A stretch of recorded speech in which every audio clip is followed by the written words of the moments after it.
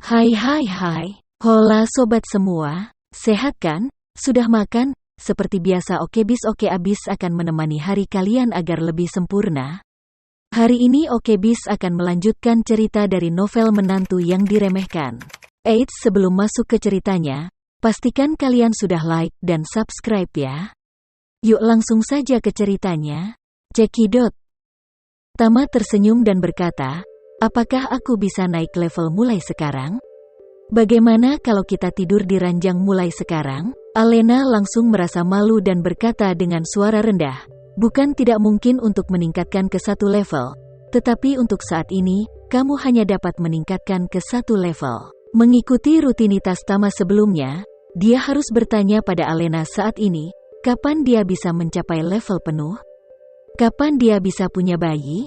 Bagaimanapun, bahkan Rika mendukung mereka berdua untuk memiliki bayi dengan cepat. Mungkin, jika dia memuaskan, dia bisa menyelesaikan banyak hal untuk pasangan itu. Namun karena dalam benaknya secara tidak sadar muncul sosok Nanako, yang membuatnya sedikit merasa tidak nyaman. Perasaan itu, seperti duri yang menempel di hati Tama, langsung membuatnya tenang. Jadi, dia dengan lembut memeluk Alena, dan berkata dengan lembut, tidak apa-apa, aku akan dipromosikan ke level berikutnya, dan akan baik-baik saja untuk keputusanmu. Sekarang, giliran Alena yang terkejut. Dia juga berpikir bahwa Tama pasti akan datang untuk membuat penolakan yang lembut dan keras. Namun, dia tidak pernah menyangka bahwa Tama akan menerimanya dengan mudah. Ini membuat hatinya berlama-lama untuk sementara waktu. Faktanya, dia memiliki perasaan yang dalam dan ketergantungan pada Tama setelah bersama begitu lama. Bagaimanapun juga, dia adalah seorang gadis tak berawak, dan dia agak ragu-ragu dan khawatir tentang menerobos lapisan hubungan itu. Jika Tama sangat aktif, dia mungkin akan membiarkannya pergi. Tapi ketenangan Tama yang tiba-tiba benar-benar membuatnya tidak terduga. Dia ingin bertanya padanya, mengapa dia bertindak begitu acuh tak acuh hari ini? Apakah karena dia tidak menyukainya? Namun, dia segera merasa bahwa sangat sulit baginya untuk mengucapkan kata-kata seperti itu, jadi dia hanya bisa menyembunyikannya jauh di dalam hatinya. Segera, Tama di sisinya mengeluarkan suara nafas yang seragam.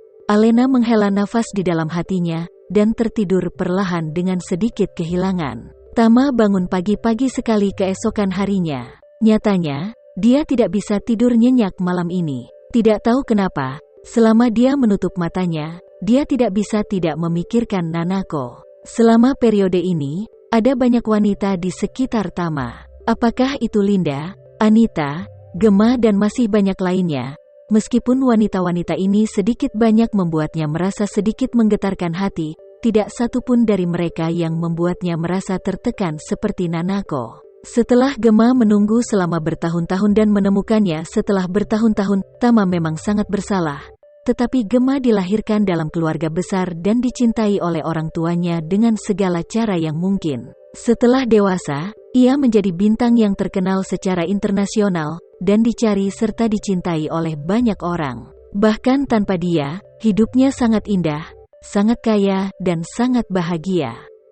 Tapi Nanako berbeda. Meski dia juga lahir dari keluarga kaya dan dicintai keluarganya, dia memang terluka parah saat bertarung dengan Anita. Menderita luka yang begitu serius, pukulan ganda pada tubuh dan jiwa benar-benar mustahil untuk dialami oleh seorang gadis biasa dalam hidupnya. Selain itu, Marvin juga bisa membayangkan bahwa meski sekarang sudah lepas dari bahaya, ia harus selalu disiksa oleh luka-luka. Perasaan ini pasti sangat menyakitkan. Dan dia tidak bisa memainkan game ini. Namun, dia melakukan segalanya untuk membuatnya kagum. Bahkan di pertandingan terakhir melawan Anita, dia menunggu kesempatan untuk menang dengan satu gerakan untuk membuatnya menyadarinya, bahkan jika dia terluka. Tama tahu betul bahwa jika bukan karena dia, bagaimana gadis bodoh itu bisa terluka parah? Justru karena itulah dia selalu merasa tertekan dengan penampilannya ketika dia terluka. Tama juga merefleksikan bahwa, sebagai pria yang sudah menikah, dia tidak boleh mengasihani wanita lain, apalagi seorang wanita. Namun, suasana hati seperti itu benar-benar di luar kendalinya.